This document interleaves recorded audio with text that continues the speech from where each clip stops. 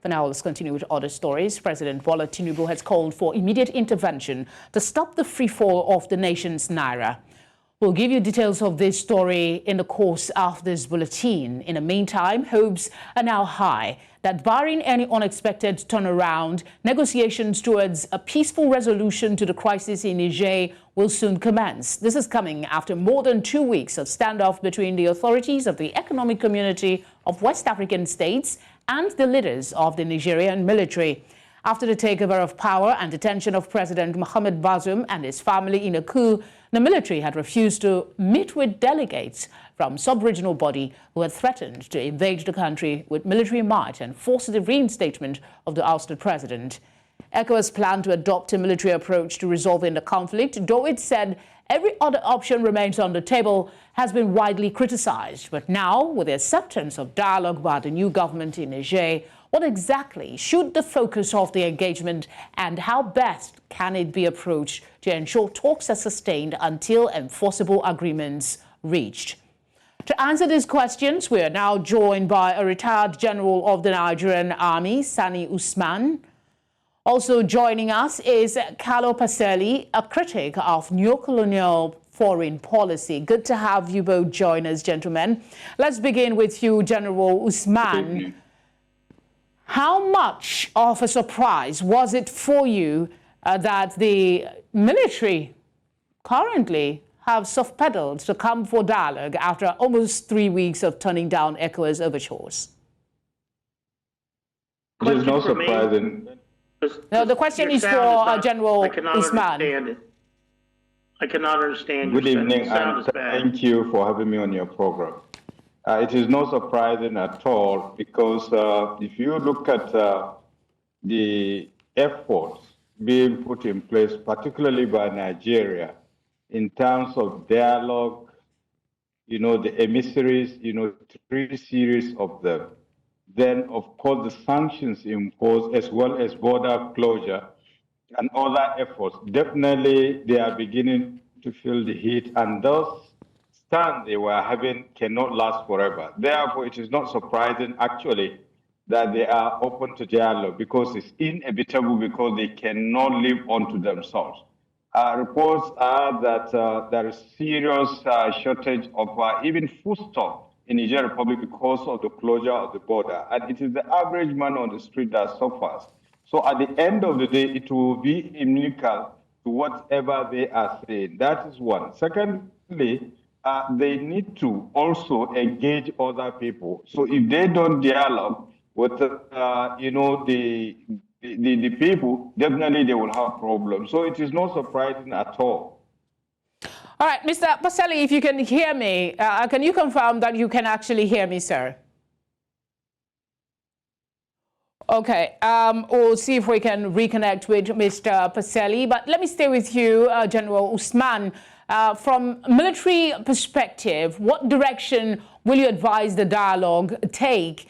Are you seeing any no-go area, or will you suggest ECOWAS insist on a reversal and restoration of the elected government? When you are faced with a situation of that nature, even in war, flexibility is one of the principles.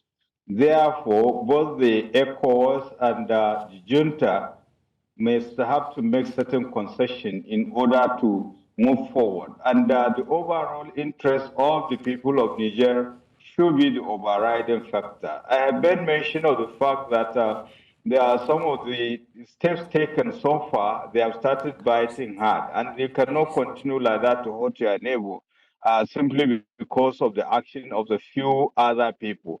Then that is one. And on the part of ECOWAS, they have gone on the extreme at the beginning, saying, talking about military action.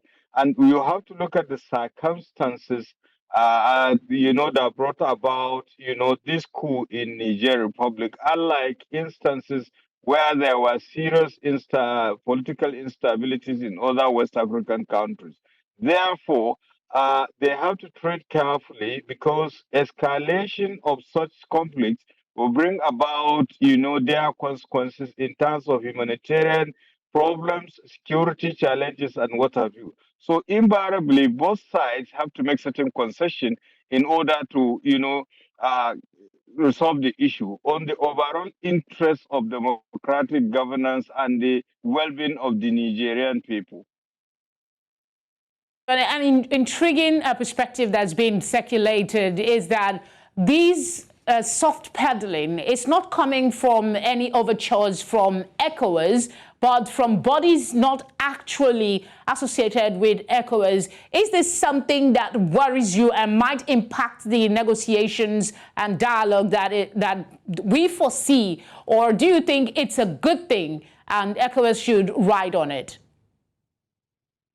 I think, well, let me start from the last question. I think the answer to that question is yes. But one thing I want you to understand, basically, there were 3 non-delegations that went to that country, all coming from Nigeria. One, the former head of state and the Sultan of Sokoto.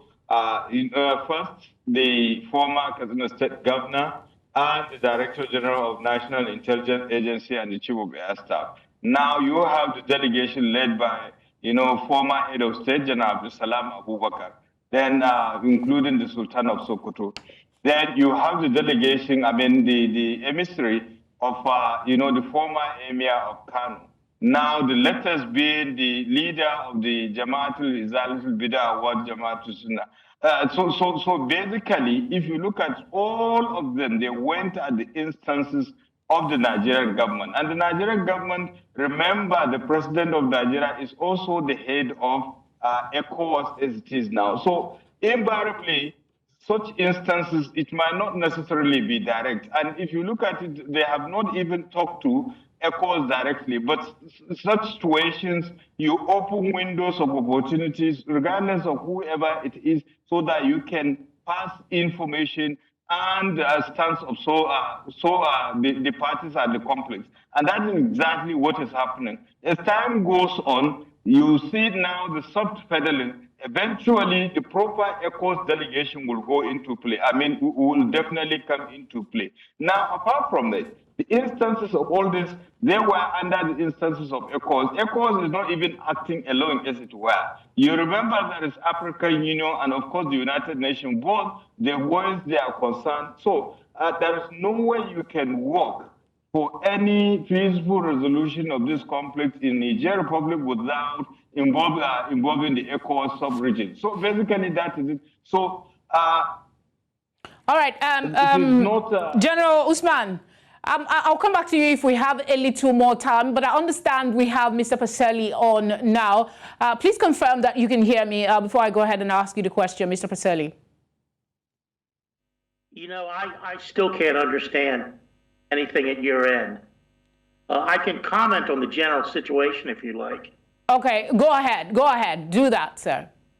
From the question I was previously given, I see this particular situation as advantageous for Africa.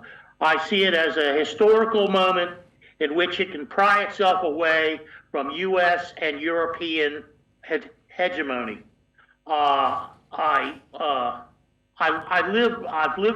was born and I live in Washington, D.C., or right outside its borders. And I know these people here very well, and they're not to be trusted. You cannot trust Washington.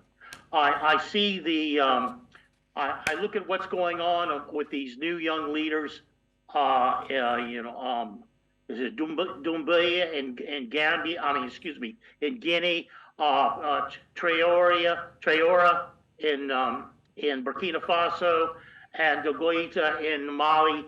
And I just think in an alliance with Russia and an alliance and an economic and developmental alliance with China would only be to the advantage of not only countries in the Western Sahel, but any countries in Africa that wanted to take on this combination of security from the Wagner Group and Russia and development and Mr. Pasali, I'm really sorry. The network didn't do us good to have your thoughts expressed more on Nigeria tonight. We're hoping we can get you on board subsequently. Thank you very much for your time.